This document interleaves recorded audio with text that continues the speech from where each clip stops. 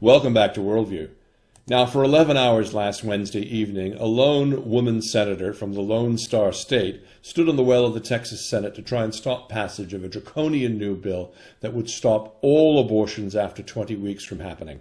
And, under this trap law, had provisions that effectively closed 90% of the state's abortion clinics.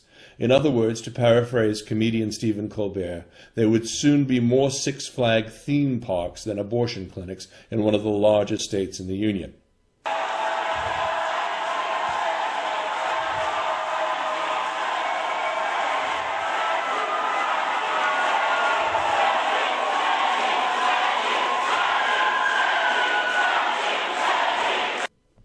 State Senator Wendy Davis was successful, and 200,000 people around the globe watched that feed late into the night, and the hashtag #StandWithWendy trended all night on Twitter around the globe.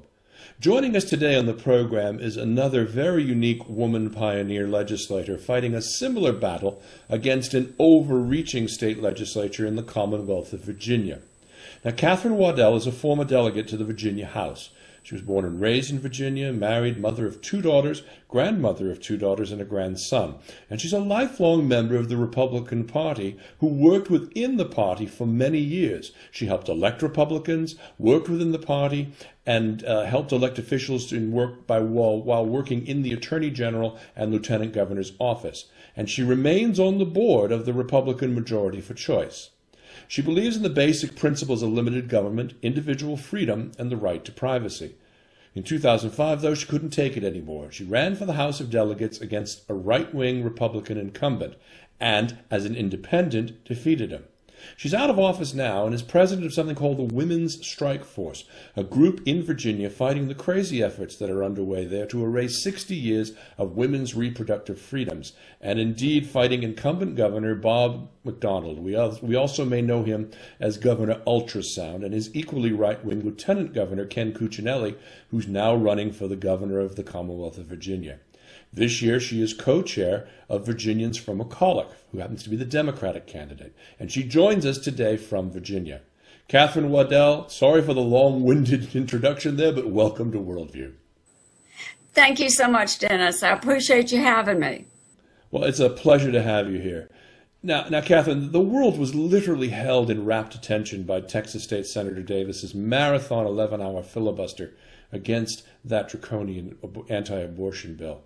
What exactly is going on in these state legislatures? Well, it looks like they are upset because they have not been able to overturn Roe v. Wade so far. So they're going state by state, restricting women's reproductive rights with the hope that they will ban all abortion in this country. And we are not going to let that happen. You know, I found out about Senator Wendy Davis in Texas through Facebook and email and Twitter. And so I logged on to that and watched it. And my husband, who is very supportive of what I'm doing, started watching it with me. And that night we could not stop watching it. She was fabulous. And what a champion of women's reproductive rights. And, you know, in Virginia, some people asked, they said, you know, in 2011, you all passed the clinic regulation bill. And why didn't the women rise up at that point? Well, it was all done behind closed doors. It was done through hook or crook. They did not go through the regular, normal procedures to get that bill through. Nobody knew they were even doing it. It was something contrived by the Republicans in the House and Senate and by Bob McDonnell. And they got it through, and it was too late. So they've been fighting it since then, trying to prevent them from taking place. But when you've got people like Ken Cuccinelli as Attorney General who is threatening the Board of Health, it's very difficult to win any of those challenges. In Virginia, we're probably a little more reserved.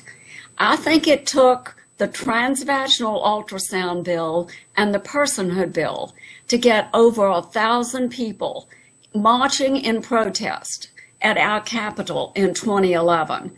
And I think in Virginia, you will see things like that from now on, as you will see people voting against the likes of Ken Cuccinelli and his ticket, E.W. Jackson and Mark Openchain. They're all the same. We're speaking with Katherine Waddell, former Virginia delegate to the House of Representatives, on Worldview with Dennis Campbell. Well, you talk about the election, and I wrote a couple of books about this topic, particularly about the war on women, because it was very clear that there were a number of pieces of legislation being written by ALEC, and they were being written state by state by state, and they tend to mirror each other. Can you tell us a little bit about what ALEC is and what it's been trying to do to spread this anti-abortion, for lack of a better word, doctrine state by state? Well, it's actually a group that makes recommendations to the legislatures all over the country. And we have members, and they found that members of our legislature were actually using state dollars to attend these meetings, which they have now backed out of doing, at least to the extent our Speaker, Bill Howell, was supporting ALEC. And they were bringing back legislation restricting women's rights, restricting the right to vote. And in Virginia, as they've done in Texas and many other states, we have something called redistricting. And they have gerrymandered the districts to the point where it's difficult to get rid of so many of these people. This year, the Women's Strike Force is working to defeat legislators who voted in favor of the transvaginal ultrasound and the personhood bill. And we have lots of wonderful candidates. We really do. I just wish we had $1 million to give all of them, because I'd like to see they're each running against an incumbent Republican who voted in favor of those bills. So they would be following right along with the rest of ALEC.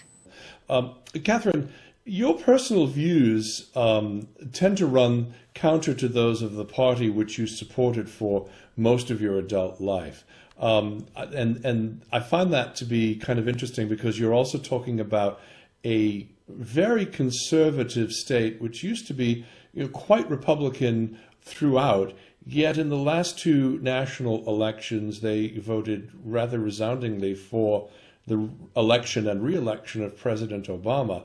How do people square in Richmond, Virginia, which is where your state capital is, what seems to be happening in the northern part of the state, which is closest to Washington, D.C.?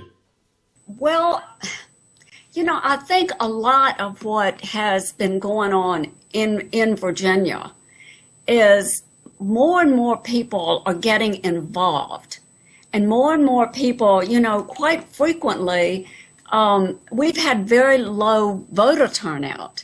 But if you notice, in those last two presidential elections, we had very high voter turnout, and we had a huge support.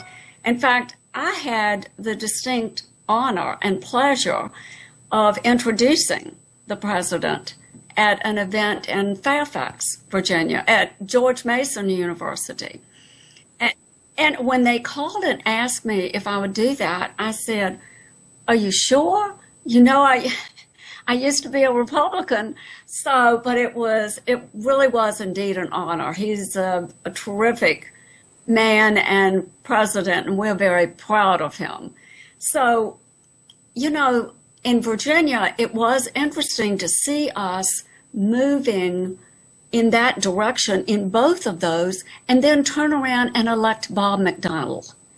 And you know what they say? They say that in Virginia, that when you elect a Democrat as president, then a Republican will go along, be the next governor.